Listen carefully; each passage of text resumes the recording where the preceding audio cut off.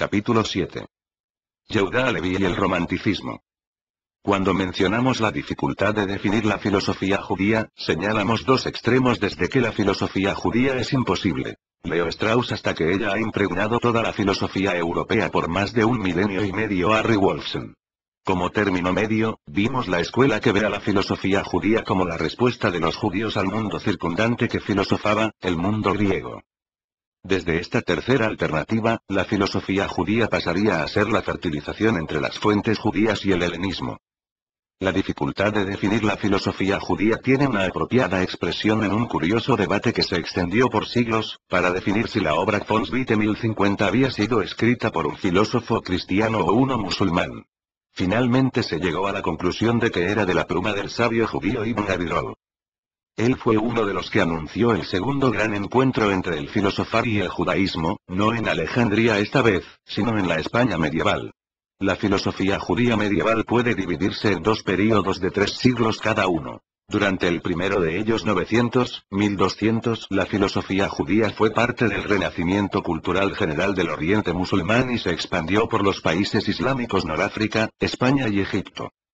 Era escrita en árabe, a veces con grafía hebrea, y su tema fundamental fue la relación entre la filosofía y el judaísmo. Durante los 3 siglos subsiguientes 1200-1500, las comunidades judías fueron influidas por la filosofía de los países cristianos. España, sur de Francia e Italia. Era escrita enteramente en hebreo, y sus temas fueron más cabalmente filosóficos, tales como Dios y sus atributos. Del primer período, la cúspide fue Maimónides, al que nos referiremos en el próximo capítulo. Lo precedió en medio siglo quien fuera en retrospectiva su gran competidor, Yehuda Halevi.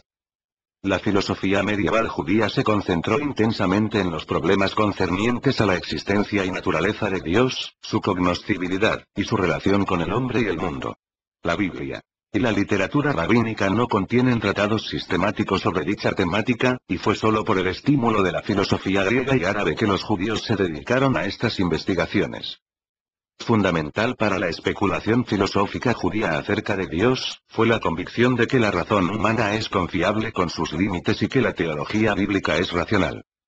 La mayoría de los filósofos medievales, como Saadia Gaon o Bajía y Mpakura, coincidían en que no podía haber verdadera contradicción entre la razón y la fe. Esta actitud dominó la filosofía judía medieval, alcanzó a su punto más alto, elaborado y culminante con Maimónides, y fue reafirmada por filósofos posteriores como Levi Ben Gershom y José Fargo. No fue ajeno a esa tradición Yehuda Halevi quien, aunque desconfiaba de la filosofía, sentenció en su libro que Dios nos guarde de que haya algo en la Biblia que contradiga a lo que está manifiesto o probado. 1:67. Aproximadamente en el año 1500, al comentar el versículo 20 del profeta Abdías en el que aparece la palabra Sefará, don Isaac Abravanel rastrea la presencia de los judíos de Francia y España, y declara: los hijos de Judea emigraron a España con la destrucción del primer templo año 586 AEC. Y se establecieron en 2 comarcas. José Blanco Amor abre categóricamente su ensayo sobre los judíos de España. La presencia de los judíos en España es anterior a la de los propios españoles. Es posible que la misma voz España sea de origen hebraico. Se le atribuyen al nombre muchas raíces alternativas. La griega o bien por un sobrino de Hércules llamado Hispana, o bien derivada de Pan, según insinúa Plutarco. La fenicia según Samuel Bochart, su significado sería en ese idioma tierra de conejos. La macedónica. La báltica. La indígena. En 1767, Cándido María Trigueros, desechó cada una de las presunciones y opinó que España proviene de tierra del norte en hebreo, en el que en efecto la raíz SPN significa norte. Después de las diversas invasiones que empezaron por desmoronar la España romana, germanos, vándalos, visigodos, la conquista árabe del siglo VIII llevó a España a la vanguardia europea, sobre todo en lo cultural. Los judíos sobresalieron como poetas, astrónomos, médicos y filósofos. En la época de mayor luminaría, entre los siglos XIV y XV, judíos de España contribuyeron a la creación del cuadrante, las tablas astronómicas alfonsinas, el desarrollo de la cartografía de los mallorquines, el astrolabio, y los grandes avances marítimos que inauguraron la Edad Moderna. Mucho antes de ello, mientras las academias de Talmud decaían en Babilonia, emergían en España. Durante el siglo X, el médico y consejero real Hasdai ibn Shaprut mantenía contacto con diversas juderías del mundo. En ese contexto, llega a sus oídos una historia maravillosa. Un reino había florecido en el Cáucaso 7 siglos antes, y se había expandido hasta el sur de Rusia. Ubicaron su capital en Itili, según el relato que llega a Hasdai, en el año 740 su rey Bulan se había convertido al judaísmo. Hasdai envía al reino una misiva indagatoria, que es efectivamente respondida. Se trataba aparentemente de un estado judío en la costa del mar Caspio. Esa historia fue transmitiéndose, y 2 siglos después de la carta de Hasdai, el poeta Yehuda Alevi la recogió para redactar su obra magna, antes de emigrar a Israel en el 1139. Yehuda Alevi escribió su tratado en forma de respuesta a una pregunta: ¿por qué el rey Házaro abrazó el judaísmo? ¿Qué halló de superior en la religión judía? El autor nació en Toledo en 1080, una década antes de que, desde el norte de África, los almorávides ermitas conquistaran la España musulmana. Fue médico y erudito del Talmud, que había aprendido del afamado Isaac al-Fasi. Yehuda escribió centenares de poemas de diversos géneros, elegías a sus amigos, odas al vino, cantos litúrgicos, y sobre todo las llamadas siónidas, poesía de amor por la tierra de Israel. Leotrep cita uno de sus bellos poemas seculares, que dice: «Mas la tierra ayer bebió como un instante con sed ansiosa la lluvia del otoño, o cual novia que anhelante aguarda la hora del deleite misterioso y el dolor del amor». Y ahora está aquí, la primavera, con sus ávidos ojos y el resplandor de las doradas flores en el trémulo seno. Sobre prados que alfombran los matices variados en rutilante túnica camina. Teje un tapiz florido que ha de cubrirlo todo, y miríadas de tiernas plantas la contemplan, blancas, verdes o rojas como labios que a los labios de la amada se unen dulcemente. Ven, vayamos al jardín con nuestro vino que lanza chispas de deseo ardiente. Es frío en nuestra mano, mas en las venas destella claro, y arde como el fuego.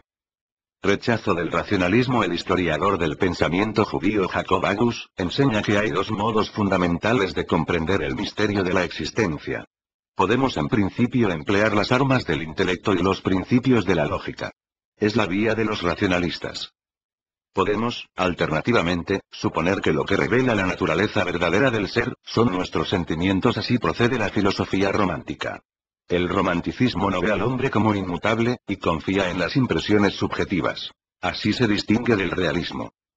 Que no se pueda definir con exactitud el romanticismo, es parte de su índole. El clasicismo sí puede reducirse a una serie de reglas formales, pero el romanticismo es un impulso expansivo, esencialmente confuso. Terminó aplicándose para definir una escuela en literatura, arte y filosofía, un conjunto de valores esencialmente dinámicos, en oposición a los estáticos vinculados al pensamiento clásico. La voz romanticismo fue aceptada a fines del siglo XX, por lo que definir a Yehuda Alevi como filósofo romántico peca de anacronismo. Pero es un modo efectivo de contrastarlo con el racionalismo maimonideo.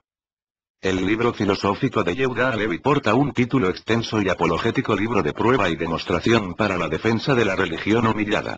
Culminó siendo conocido con una sola palabra, Kuzavi, el Házaro, según lo llamara su traductor al hebreo, Yehuda ibn Tibón. La imaginación de Yehuda Alevi construyó en forma de diálogos las motivaciones del rey Bulan para convertirse al judaísmo 4 siglos antes. El Kuzavi está dividido en 5 partes. En la primera, Bulan tiene pesadillas en las que ángeles le informan que Dios no está satisfecho con él, porque sus actos difieren de sus intenciones. Bulan consulta el problema, primeramente con un filósofo, quien le explica que el mundo es eterno, y que a Dios nunca podrían rozarle la nimiedad de las intenciones y conducta humanas. Luego el rey llama al cristiano edomí, cuyas explicaciones a los ojos de Bulan no condicen con la razón. Esta irracionalidad es corregida por el tercer visitante, el ismaelita, pero quien a su vez suscita un dilema propio: ¿cómo es posible que la revelación se hubiera otorgado exclusivamente a quienes conocen el idioma árabe? Decepcionado, el Kuzavi decide convocar al representante de la religión que había sido citada como fuente tanto por el polemista cristiano como por el ismaelita el Jaber, quien plantea la visión del judaísmo y sus orígenes, y eventualmente terminará persuadiendo al rey Házaro. Las otras 4 partes del libro desgranan el diálogo entre el Kuzavi y el Jaber.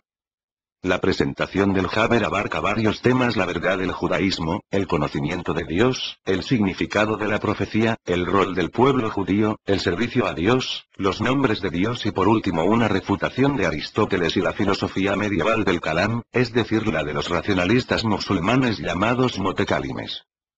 La sección referida a los nombres divinos incluye una exégesis al libro místico Sefer HaYetzirah, al que el autor le atribuye ser un tratado científico de la época patriarcal. En suma, el libro constituye un tratado de apología del judaísmo contra tres visiones: la filosofía aristotélica, el cristianismo y el islam. Los argumentos del libro se basan en la índole de la experiencia religiosa. Esta debe ser inmediata, y es superior al razonamiento deductivo. La especulación metafísica es vana cuando no hay experiencia directa. Precisamente eso hace creíble a la revelación que recibió Israel. No por deducción lógica, ni porque se presente como racional y sensata, sino porque fue la experiencia directa de un pueblo entero en la antigüedad, un pueblo que mantuvo esa tradición y la transmitió sin interrupciones de generación en generación, por 3 milenios. Por ello, Yehuda Halevi dedica muchos argumentos a las circunstancias bajo las que la profecía surgió, es decir, a las cualidades del pueblo judío, de Eretz Israel, del templo de Jerusalén y del idioma hebreo. Yehuda Halevi analiza los dos nombres divinos, Elohim y Adonai. El primero es el concepto de Dios logrado por razonamiento filosófico y el segundo se vincula con la Shejinah, la providencia divina. Aquí muestra que para estar en presencia de esta, los judíos tienen una singular propiedad profética. Cuando debe refutar el aristotelismo, Yehuda Halevi admite que Aristóteles es el máximo logro del intelecto humano, pero agrega que su validez se circunscribe a las matemáticas y la lógica, nunca para la ley divina. Quien aprehende la realidad espiritual no es el filósofo, es el profeta, y lo hace por vía de sus sentidos, del mismo modo en que el hombre común aprehende la realidad física. El profeta no tiene por misión enseñar verdades eternas, sino los actos que llevan a la experiencia de la presencia divina. La profecía, solo es posible en Israel, el pueblo objeto de lo que Yehuda Halevi denomina el Inyan Elohí o asunto divino. Este comenzó en individuos. Cada uno de los patriarcas, se trasladó a una familia, a los hijos de Jacob, y luego a una nación. Terminará por arribar a la humanidad entera.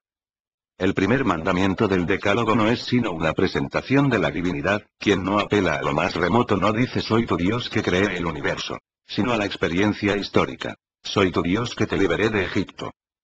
Para valorar la innovación teológica de Yehuda Halevi, cabe una síntesis de las que se han llamado pruebas de la existencia de Dios, recurrentes en el pensamiento medieval. Digamos que estas demostraciones son básicamente tres, amén de la cuarta que ulteriormente añadió Yehuda Halevi. De los tres argumentos tradicionales que siguen, solo el tercero fue característico del pensamiento judío. El primer argumento medieval para probar la existencia de Dios es el ontológico, que deriva exclusivamente del razonamiento lógico. La existencia de Dios sigue necesariamente de la definición bi de lo que Dios es. Dios es el ser perfecto, y la perfección no sería tal si no incluyera la existencia.